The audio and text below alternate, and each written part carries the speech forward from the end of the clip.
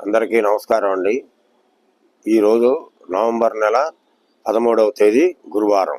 శ్రీ విశ్వావసనామ సంవత్సరం దక్షిణాయనం శరదృతువు కార్తీక మాసం కృష్ణపక్షం నవమి తిథి తెల్లవారుజామున 3:26 నుంచి వచ్చింది.